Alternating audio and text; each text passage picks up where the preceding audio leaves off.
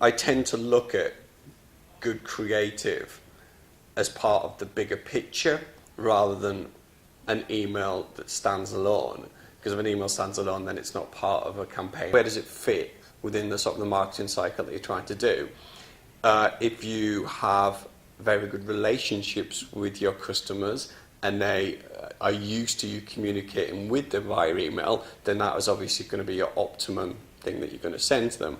However, you know, if it's new customers, you don't know people, I think a lot of times these days, if it's viral or you've got some sort of game mechanism you want to get out there, that social seems to be a much better way. This is the way that to proliferate and get the information out. Creativity of the email, I think, yes, it's very much one of where we started was where does it fit as part of the cycle?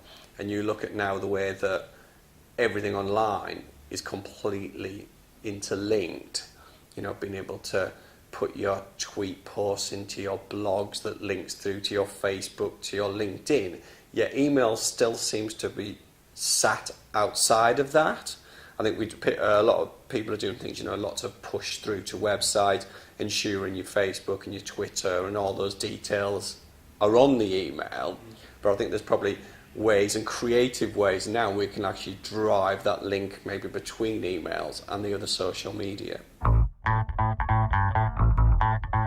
Endless websites telling you how to write the perfect subject line, you know, personalization, keeping it with a certain character length, not to use too many spammy words. What we've found with our clients is what they believe. I've tested my clients rather than customers in terms of what here's two subject lines, which one do you think will work best with your base? And you know, I did it with one client and they got it completely wrong every single time, because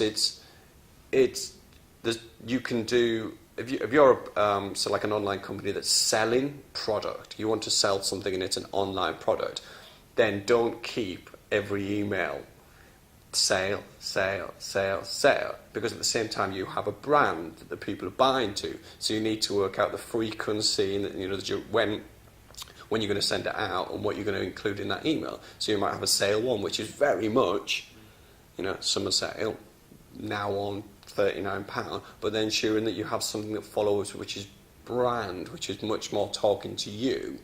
So I think we get a lot of emails, if everybody's following the same rules of how you write good subject lines, how do you stand out?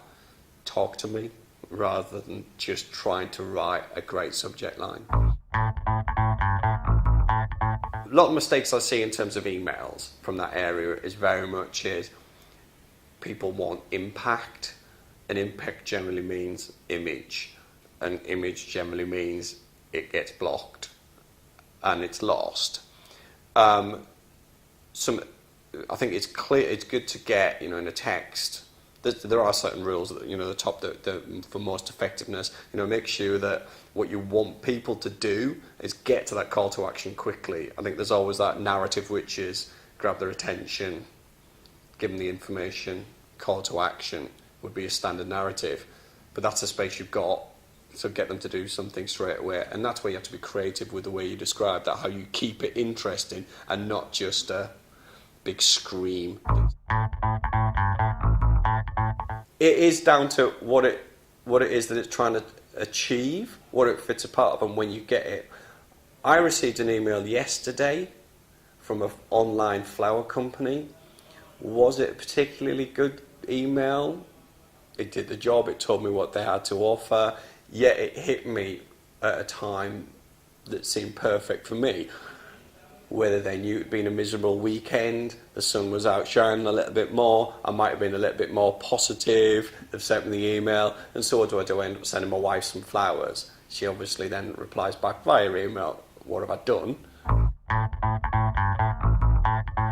The beauty of email marketing is that your response rate is always 100%, which from a creative perspective allows you to keep adapting and moving and changing. So I remember when we were doing very small press ads with a space this big to actually put a form in, yet every single time we would move it to be able to get it perfect, to get that call to action right. The beauty about email is an email doesn't get delivered. I know it hasn't been delivered. I know we need to do something, or technical people and all those guys need to do that thing. But if I know that the subject line's got people in and they've opened it, I know next time that those people I've interested them, but I've got the content wrong inside and I need to maybe look at it. If I know they've clicked through but haven't gone on to purchase or do what I wanted to do, then I know we've intrigued them, but actually the offering was wrong and now we need to look at that. So every single person in that has given me a response, and now I can segment them down and go, right, well now I can talk to you in a slightly different way and personalise that for you.